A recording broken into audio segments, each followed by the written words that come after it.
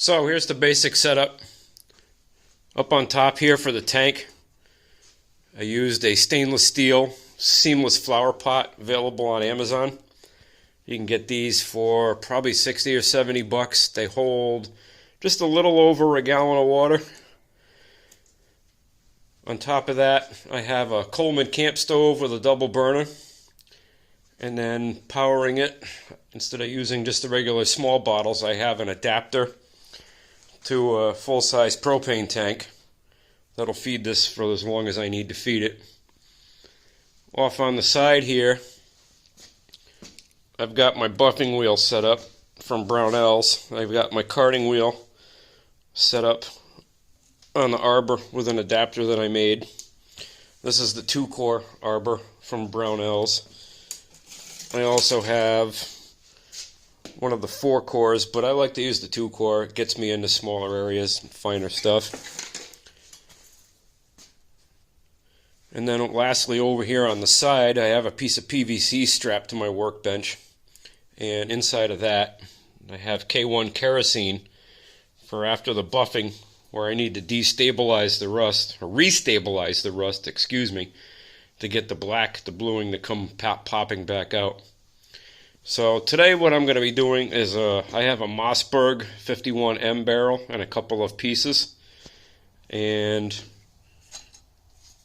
you could see from the top of this thing, get it up to the light so you can get a real good look at it. Try to get some focus here. The top all the way down this barrel has got a very light coating of rust on it, which I haven't molested yet. But then if you look at the bottom of the barrel actually looks really good, almost factory finish, because it was inside the stock and protected from the elements. So today we're gonna boil this up and a couple other of the pieces from the gun and go through the process and see how it comes out. So while we're waiting for the water to come to a rolling boil, one of the things that I found in the past, make sure to do, was to always thoroughly degrease the barrel so that in the end the action of the boiling water on the oxides works better. So in this case I used a lot of penetrating fluid to take the front sight off, the rear sight off, and there was a whole bunch of gunk back up here in the receiver. So typically what I like to do is take some brake cleaner, spray it down, and then get all the oils and greases off that might contaminate the oxides in the water.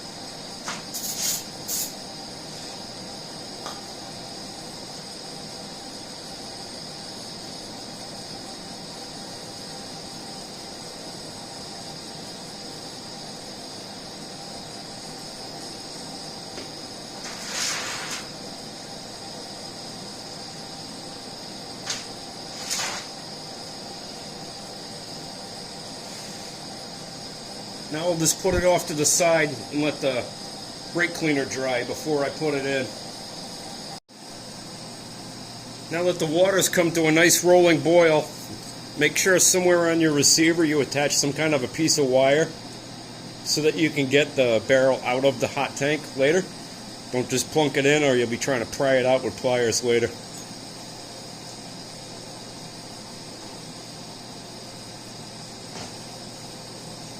Just going to lay it in there and then we're going to drop the other pieces in.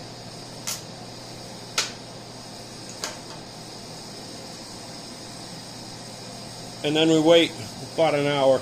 One of the things I'd like to mention is if you have a small shop like I do, which is only about 400 square feet, keep the area well ventilated. In this case I have the door open to the outside right next to the tank. That way I don't get all this steam buildup in here on the milling machine and on the lathe chuck, which will cause the tools in the back of the shop to rust out because of all the condensation. So make sure you're doing this in a well-ventilated area or in outside if all possible. So we're going to wait an hour and then we're going to pull this out and take a look at it. One of the things I forgot to mention was you're going to lose some water volume in this relatively small tank as you're boiling it. So I always keep a boiling hot pot of tea water nearby, and as the water level goes down, I'll just keep topping it off with hot water as I go. I like to fish the smaller parts out with a pair of needle nose and set them aside when we're getting done here.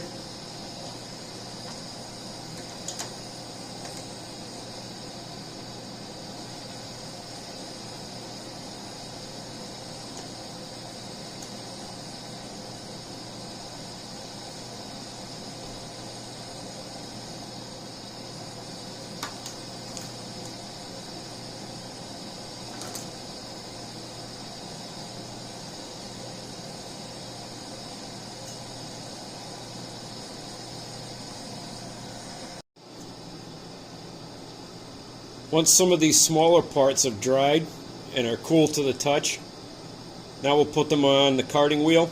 I also keep, for doing the small parts, I keep a little tray of just pure motor oil, the cheap stuff, on hand. After I card it, I'm going to put them in the motor oil to stabilize the oxides.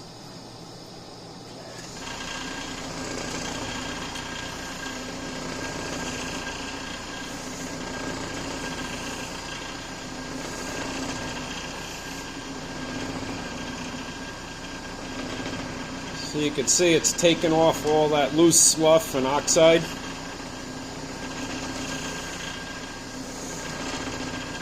Because this bit's got knurling on it, I'm kind of going with the knurling to make sure I get in all the grooves.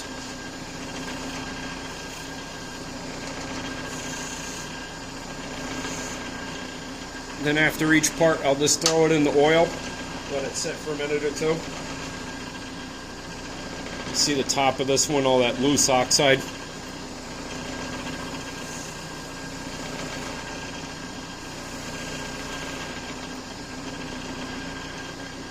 And after several seconds on the carding wheel, it just kind of sloughs right off, nice and easy.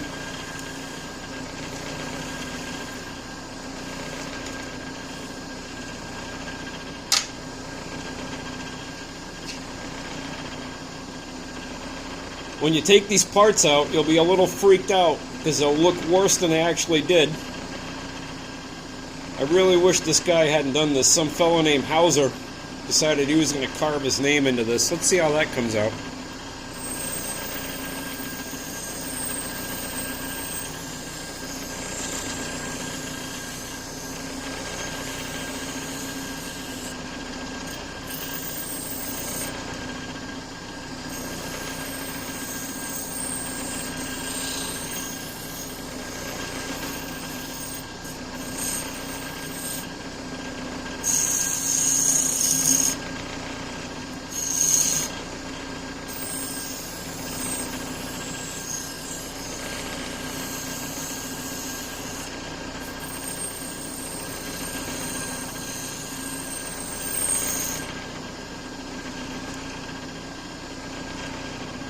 Put a little oil on this and see what it looks like.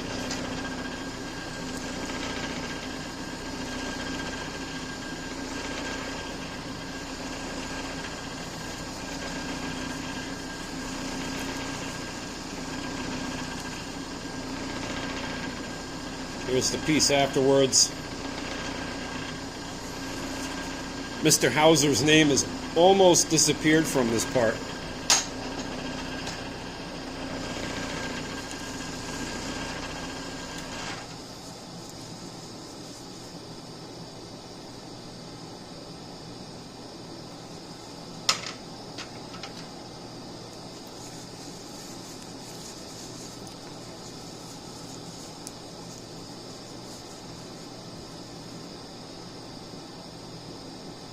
Looks pretty respectable.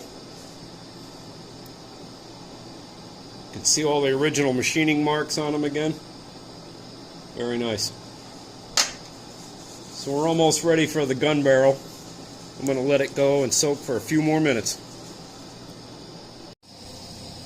Alright, so now I'm going to pull the gun barrel out. We're going to take a look at it. You're going to be a little mortified when you first see this the first time you do it.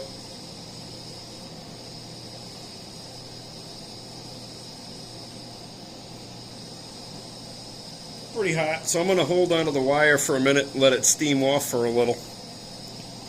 Try to get you a close-up on the... Oh, don't bump the camera, Mike. Yeah, I can't get a good close-up with the camera. Let's get this over to the carding wheel. Shake some water out. Let it cool for a minute first, and then we'll card this off and see what it looks like. Alright, we've had a minute to cool, and as you can see, after this thing comes out of the hot tank, it's looking pretty bad. So we're going to keep the welding gloves on because it's still pretty warm. We're going to fire up the carding wheel, and we're going to see what this looks like. At this time, I still have the tank going and boiling in case I need to put it back in for a second application, a second dunk. So let's get this wire off and get this buffed out.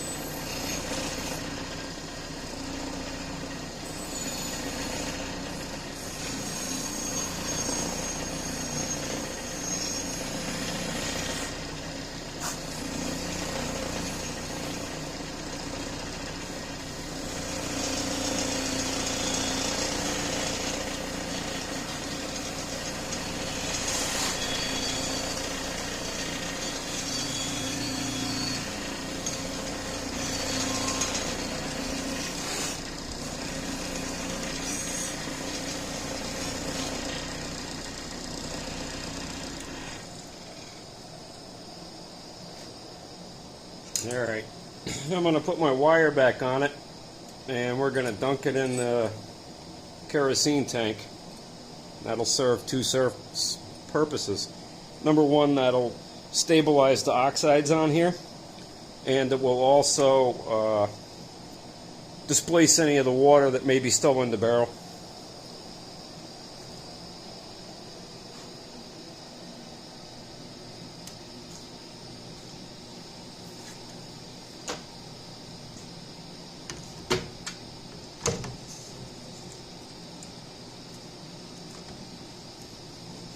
Going to dunk it in there for a minute. Because the barrel isn't quite all submerged, I'm going to have to flip it around the other way and get the back side of the receiver.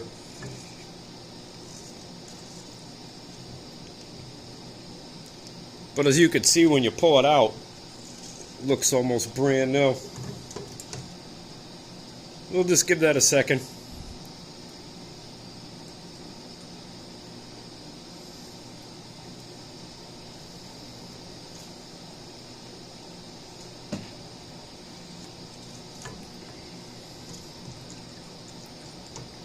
Going to let all that kerosene run off of there.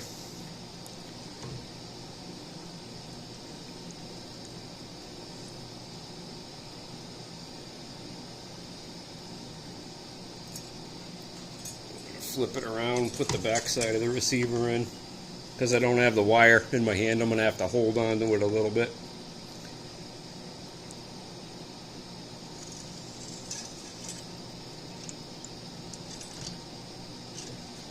It's looking pretty good. Even up at the muzzle where we had a whole bunch of rust at the muzzle, it's looking real good.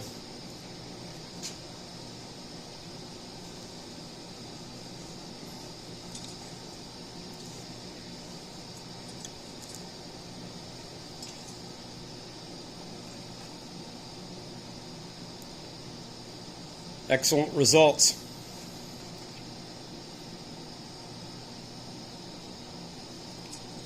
Last thing I'll do is put a coat of motor oil on this. The kerosene's mostly to stabilize it initially and get the water out, but now I'll put a coat of the motor oil on it. I just used the cheapest 1030 plain motor oil out there. That's all I got for you folks today. I hope you enjoyed seeing my setup and how I boil and card gun parts. Get them back to a great restored looking status and conserve them for a longer life. Don't forget to hit like and subscribe. Join me next for the next video.